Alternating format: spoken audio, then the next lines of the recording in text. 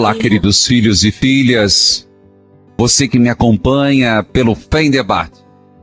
É um motivo de grande alegria tê-los participando, aprendendo. Este programa que é uma verdadeira catequese, Fé em Debate, que vem contribuir para sermos de fato discípulos missionários. Sejam bem-vindos ao programa Fé em Debate de hoje.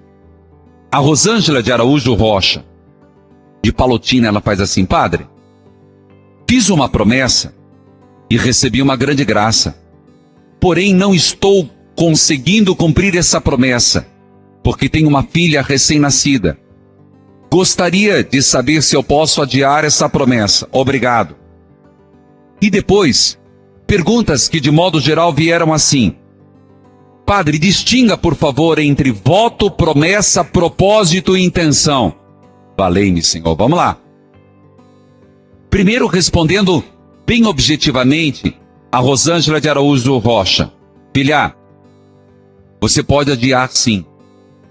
A promessa pode ser adiada. Só que uma vez feita, promessa tem que ser cumprida. Por isso há diferença entre voto, promessa, propósito e intenção.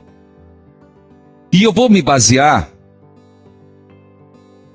no catecismo da igreja, tentando que você entenda a diferença entre promessa, voto e intenção. Em muitas circunstâncias, o cristão chamado a fazer promessas a Deus, o batismo, a confirmação, o matrimônio e a ordenação, comportam sempre promessas. Seja por devoção pessoal, o cristão pode também prometer a Deus um ato, uma oração, uma esmola, uma peregrinação. Agora escuta.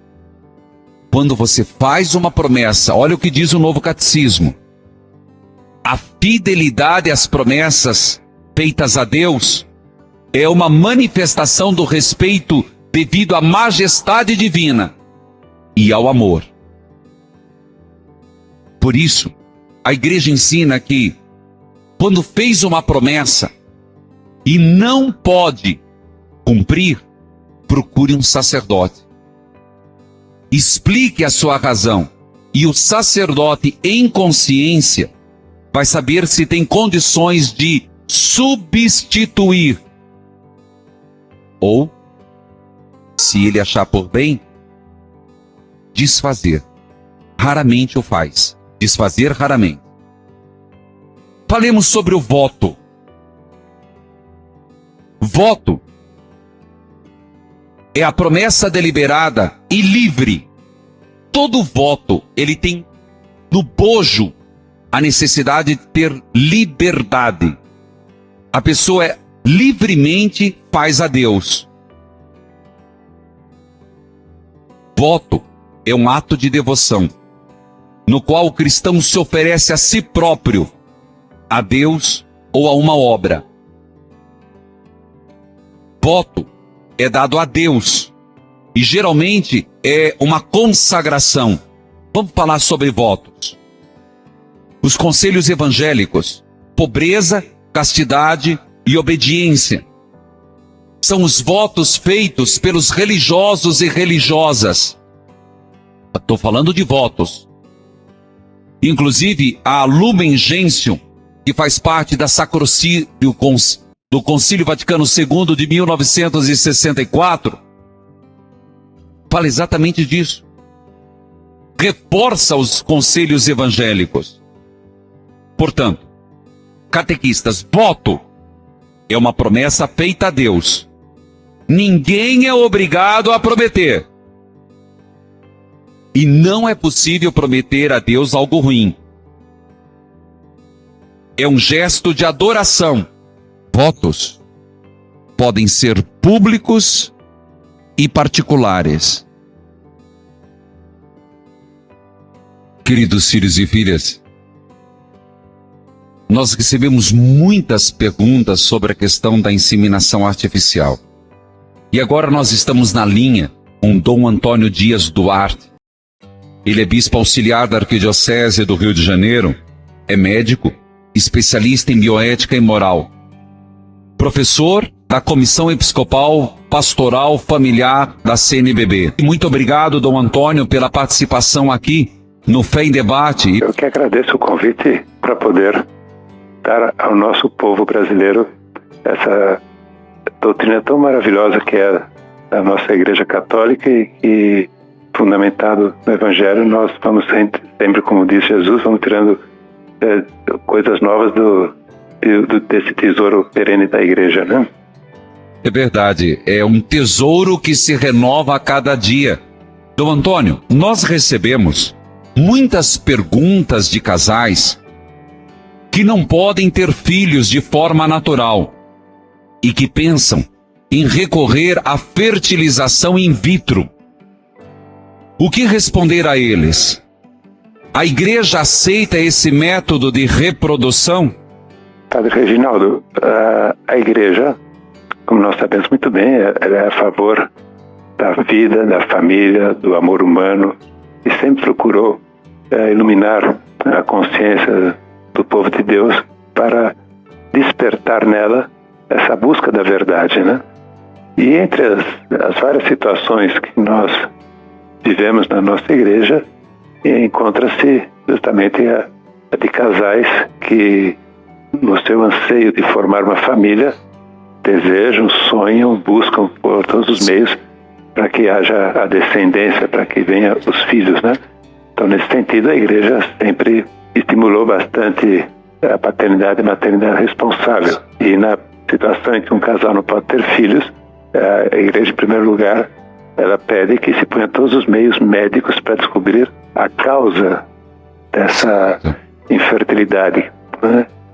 E isso é um estímulo que a igreja dá aos casais para que não se deixem abater pelas dificuldades e procurem superar através daqueles meios médicos que sejam coerentes com a dignidade do amor humano, com a dignidade do ato conjugal e com a própria dignidade da família.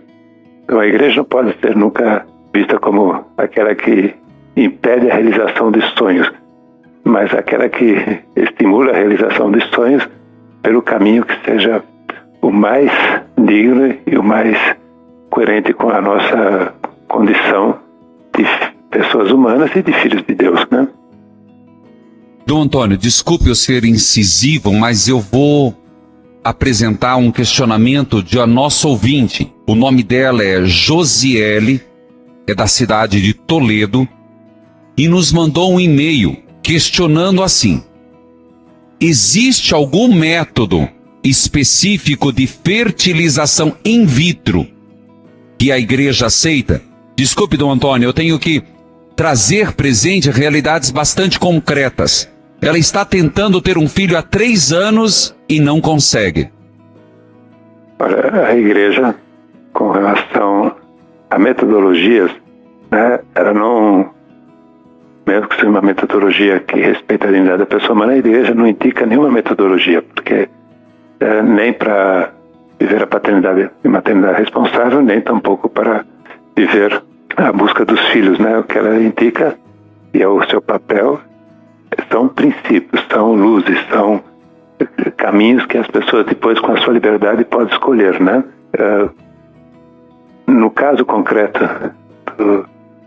dos casais que desejam ter filhos e não podem, pelos motivos que forem, que cabe à ciência descobrir e remediar, a igreja dá um princípio fundamental, que o filho é um dom de Deus e não simplesmente um produto de um processo biológico.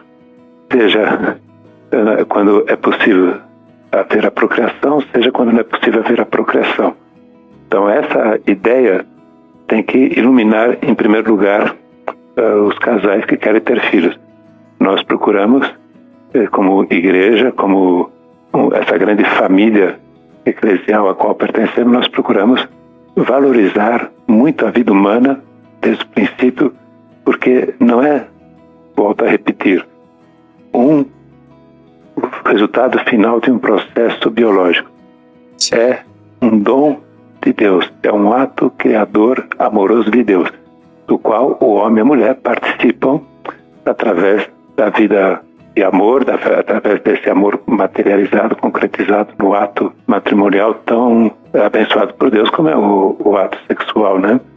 Então, se existir e existe, né, meios para favorecer a maternidade, a paternidade que respeite esse princípio da vida como um dom divino e que não substitua totalmente o ato conjugal, a Igreja louva aqueles que descobriram esse caminho e dá aos casais que assim querem, com a sua liberdade, escolher esse caminho, dá todo o apoio, né?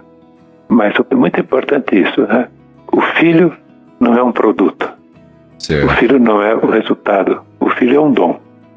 E esse dom pode ser recebido através do ato de amor que simboliza o ato de amor de Deus pela humanidade. O ato de amor de Cristo pela sua igreja, que é o ato de doação. Não de células, mas uma doação total, pessoal, do marido à sua esposa e vice-versa, né? Daí que se fala da fertilização induzida, que seria coletar, não fazer in vitro fora, mas coletar o esperma e fazer a fecundação, induzir, ajudar a fecundação do óvulo no útero da mulher. Daí que se diz esse viés de compreensão. Nós temos alguém na linha? Padre Reginaldo Manzotti, a sua bênção e também na bênção de Dom Antônio Dias. É que depois ele continua conosco, que eu tenho várias perguntas, porque a resposta certamente precisa de mais tempo. Pois não, você fala de onde, filho? Então, padre, eu falo aqui de Salgueiro, Pernambuco, né? Que também, enfim, né? Então, a pergunta, padre, qual a posição da igreja em relação às pessoas que querem fazer uma produção independente? As mulheres que querem ter mãe através da inseminação. Essa é a minha pergunta. Filho, eu acho que o bispo, nem vou passar para ele já deu a resposta. Que é contrário. Por quê?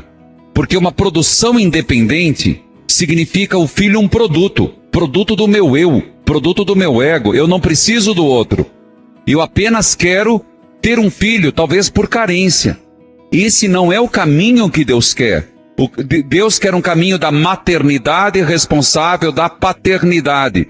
Aí você vai me dizer, mas a mulher não precisa do homem, mas o filho precisa. O filho precisa de uma mãe, o filho precisa de um pai. E mais do que de um pai e de uma mãe, ele precisa se entender como fruto de um ato de amor e não de um egoísmo independente, de uma produção independente. Respondi? Nós estamos na linha com Dom Antônio Dias Duarte. Muito obrigado, Dom Antônio, por estar conosco, da Arquidiocese do Rio de Janeiro. Ele é médico especialista em bioética moral. E, Dom Antônio, eu já começo fazendo uma pergunta. Agora é uma pergunta de um ouvinte, o Mário, e a Natiele de Fortaleza. Acompanho ao vivo. Perguntam se os casais que não podem ter filhos devem considerar primeiro a adoção. A igreja respeita muito a liberdade humana, né? Ela nunca indica, nunca prescreve, nunca dá uma ordem taxativa. Não pode ter filhos, então adotem. Isso é fruto da liberdade do casal. Agora, como eu falei, a igreja estimula, anima, e iluminado por esses princípios já citados, convida os casais a procurarem realmente quais são os médicos que, com conhecimento científico e respeitando o valor da vida, o valor do matrimônio, o valor do ato conjugal, encontram meios técnicos para poder conseguir que um casal tenha filhos, né? Mas nunca esses meios técnicos devem substituir totalmente o ato conjugal. Eles podem completar o ato conjugal para que se alcance o fim desejado, e que é o legítimo. Sonhar com ter filhos, buscar ter filhos é legítimo. Agora, nós temos que ver que é diferente um filho que é desejado e gerado pelo amor humano, de um filho que é desejado e gerado independente da eficácia da técnica, porque inclusive a técnica da fecundação in vitro segue um caminho que leva sempre ao desprezo da vida, porque para conseguir um filho ou 2 filhos são fecundados vários óvulos e são transferidos aqueles mais viáveis, e aqueles que não são transferidos ficam congelados e não se sabe se vão ser ou não depois colocados novamente no corpo da mãe para terem o seu processo gestacional seguido de uma maneira normal, né? Acaba se fazendo um desperdício, uma escolha. Pois bem, mas, Dom Antônio, os médicos afirmam que essas perdas de embriões, fruto de técnicas de fertilização in vitro, não são intencionais e que os riscos da fertilização in vitro não são muito diferentes dos ligados ao processo natural de geração da vida. Desculpe, Dom Antônio, eu passo às vezes do outro lado. Esse argumento é válido? Não é verdade de que as falhas dos métodos naturais sejam iguais às falhas havidas nos métodos artificiais. A fecundação artificial causa muito mais mortes sabidas e conscientes do que a gestação normal, que a morte não é querida e nem permitida. A morte um aborto espontâneo é fruto de algum processo biológico que também deve ser conhecido e tratado terapeuticamente. Então não se pode concluir que, assim como na gestação natural morrem crianças, então também se pode morrer criança na fecundação artificial. Porque na fecundação artificial sabe-se que vai morrer as crianças e continua se fazendo, e portanto aí já é uma morte intencional. Enquanto que na gestação natural a morte não é intencional. A morte é consequência de algum processo patológico que cabe à medicina descobrir e tratar, né? Aqui vale o princípio da igreja que os fins não justificam os meios. E, Dom Antônio, eu agradeço muito, porque para nós é muito importante, o senhor como especialista, é bispo, mas é médico, então fala com propriedade. Esse tema que é tão contundente, que é em relação a questões da bioética. Inclusive, se alguém quiser saber, padre, onde que no novo catecismo pode encontrar essas questões? Pega caneta e papel, por favor. No catecismo da Igreja Católica, inclusive eu digo, gente, a gente gasta com tanta coisa. Um catequista, um formador de opinião é importante. Anote. 2373 a 2379. Repito. 2373 a 2379. Dom Antônio, eu ainda tenho uma pergunta que acabou de chegar. De que forma um casal que não pode ter filhos deve ou pode procurar viver esta situação? Nós temos que confiar muito na providência de Deus e amar muito a providência de Deus, porque Deus abençoa a família de 2 formas, né? Concedendo às famílias os filhos que os pais responsavelmente querem ter e educar, e também concedendo às famílias, o casal, homem e mulher, e com a esterilidade, e mesmo que essa esterilidade produza uma dor, essa dor pode ser convertida em amor quando esse casal se abre a uma paternidade e maternidade que é muito profunda, que é ou a adoção, ou, já que esse caminho na vida matrimonial, fazer com que o coração humano abra-se para uma família muito grande, que é a família da sociedade, a família da igreja, que também aí se pode gerar espiritualmente muitos filhos, como um padre faz, né? Um padre tem uma fecundidade espiritual impressionante, né? O padre Reginaldo Mansotti, que está me entrevistando, sabe disso, né? Quantas e quantos filhos e filhas espirituais ele tem. Eu acho que são milhões, né? Mais ou menos. E também essa forma de Deus abençoar a sexualidade humana também, ainda que na vida matrimonial não possa ter filhos, mas que eu animo muito aos casais que assim vivem, que vejam essa fecundidade espiritual entre eles e essa fecundidade espiritual dos dois para com a igreja, para com a sociedade. E o padre Reginaldo, que me entrevista, que me ouve, ele pode confirmar a alegria que dá essa paternidade espiritual, né? Dom Antônio, muito obrigado. O senhor já participou uma vez conosco. Eu quero agradecer a sua disponibilidade. Eu sei da sua agenda complicada, mas nada melhor do que alguém que é especialista no assunto, autoridade no assunto, falar sobre esse tema. Muito obrigado mais uma vez por sua participação aqui no Fé em Debate. Sua bênção, Dom Antônio. Eu também estou aí, vocês, e meus parabéns pelo trabalho de evangelização que vocês fazem através dos meios de comunicação.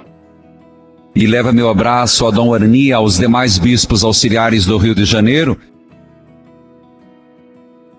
Queridos filhos e filhas, nós estamos no Fé em Debate, tivemos a participação por telefone de Dom Antônio. Agora nós temos 2 filhas de Deus na linha. Uma vez feita a consagração, a pessoa compromete com ela por toda a vida, ou ela pode ser anulada? Bom, eu não entendi muita pergunta, filha, porque veja, se estamos falando de consagração à vida religiosa, existem os votos simples, depois os votos perpétuos. A pessoa, para romper esses votos, tem que fazer um processo junto à Santa Sé, pedindo a licença do voto. Quando se trata de ordenação, entra com o processo junto à Santa Sé, mas tem que estudar os mesmos fatos, os mesmos casos, como também é na declaração da nulidade do matrimônio. Então, de modo geral, é para toda a vida. Estou com uma outra pergunta. Sou da catequese infantil, mas não sou crismada. Pode? A pergunta da Daniele. Daniele, louvado seja Deus que você esteja. Continue sendo catequista. É claro que o RICA, ou a própria orientação, pede que se termine a iniciação cristã. Então você pode ser catequista auxiliar, ajudar e aprendendo. Mas catequista de fato depois de ter completado a sua própria iniciação cristã. Mas, por favor, continue. Louvado seja Deus que pessoas como você continuam, já receberam uma parte da catequese, estão dando de si para a própria catequese dos outros. Parabéns. Filha de Deus, eu não pergunto de onde você fala, nem teu nome, mas faça a sua pergunta.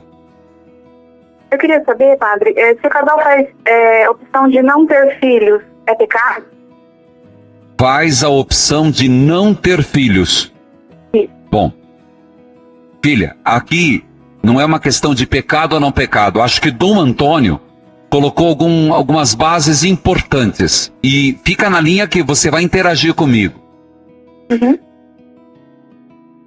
Quando Deus criou o homem e a mulher, disse: eis que o homem deixará o seu pai e sua mãe, se unirá à sua mulher, e os dois serão uma só carne. Depois, Deus Criador, no seu plano da criatura, disse: crescei-vos e multiplicai-vos. Então está na essência da união a abertura para os filhos.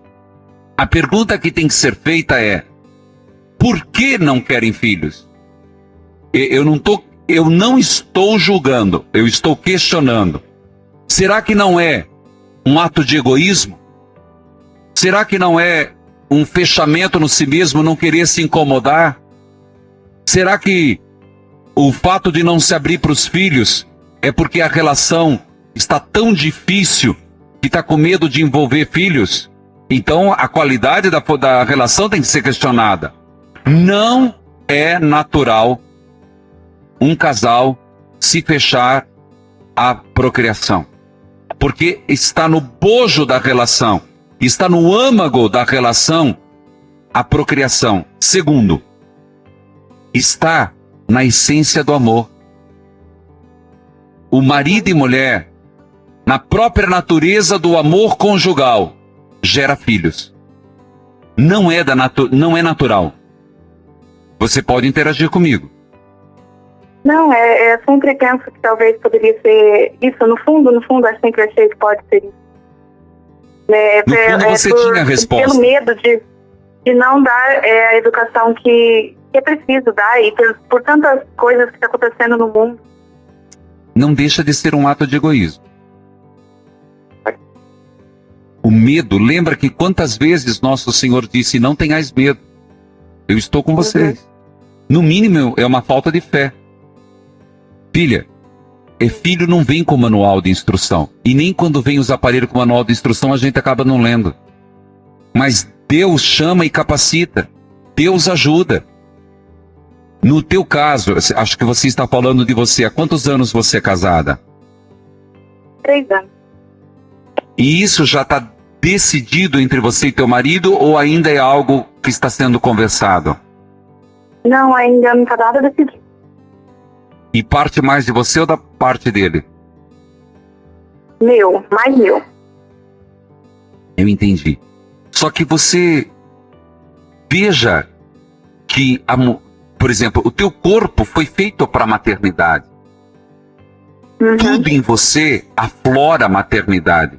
E vai ser uma parte incompleta da tua própria, do teu próprio viver, da tua própria essência. Não tenha medo. Porque, da mesma forma que você tem medo hoje, certamente tua mãe teve. Mãe de primeira viagem, com medo de uma criança tão frágil. Confia mais na graça de Deus e acredite, tudo em você foi feito para a maternidade. Você já é um botão, já é uma flor. E usando o exemplo da doutora Lisiane, desabroche numa rosa linda e dê o perfume da maternidade. Não tenha medo não, confie em Deus. É que às vezes também a gente acaba deixando o lado profissional, né? A gente quer... Você vai produzir muito mais. Você dedica mais, né, ao profissional e esquece um pouco, assim, dessa parte, acaba parece que não tendo tempo, né? Filha, acredite. A experiência da maternidade vai te fazer você produzir muito mais. O que às vezes parece, eu vou parar a minha vida profissional para ter filhos, é um ganho muito grande. A vida profissional não preenche uma pessoa sozinha. Entendeu? Verdade. Que Deus abençoe, querida. Um grande abraço para você. Padre, meus pais não aceitam estar criando o neto do meu atual marido. A justiça nos concedeu a tutela da criança, como se fosse nosso filho, pois a mãe natural, que é minha enteada, o rejeitou. Desde então, eles não frequentam a minha casa, eu fico muito triste com isso. O que faço? Uma filha de Deus. Filha, aqui quando se trata da vida, quando se trata de fazer o bem, lembra que nosso Senhor disse que quem não deixar pai e mãe por causa de mim e por causa do Evangelho não será digno do reino dos céus?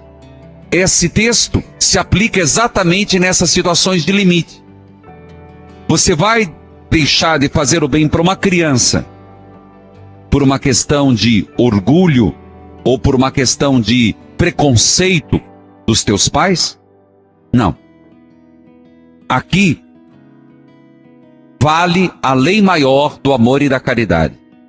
Continue. Filha de Deus, bom dia. Bom dia. Bom dia, filha. Bom que a dia, paz do Senhor esteja com você. Amém. Qual a sua pergunta? A pergunta é o seguinte, eu tenho uma... Fala mais alto. Eu já tenho uma filha. Gostaria de adotar mais um. Porém, a família não é a favor. E eu tenho medo, né, se atrapalha com ele, né, vou atrapalhar a criação da minha outra filha. E... Ai, padre, eu tô muito nervosa. Não, tá bom. Filha, não precisa ficar nervosa. A questão é, o importante é o que você e seu marido conversam. Nessa hora, Desculpe falar com tanta veemência, mas tem um Gênesis que diz assim: por isso deixará seu pai e sua mãe. Não é só deixar geograficamente. Não é só aquela história que em casa que é casa. Também é deixar que os outros influenciem tanto na vida do casal.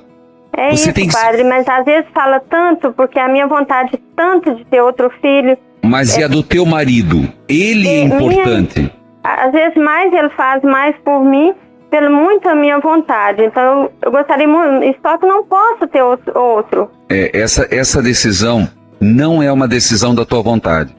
É uma decisão que vocês terão que tomar com muito discernimento e muita união juntos. Mas a gente já decidiu, ele também aceita, e eu gostaria de ter outro filho. Uma diferença... Opa. Você usou uma palavra que não sei que não foi lapso.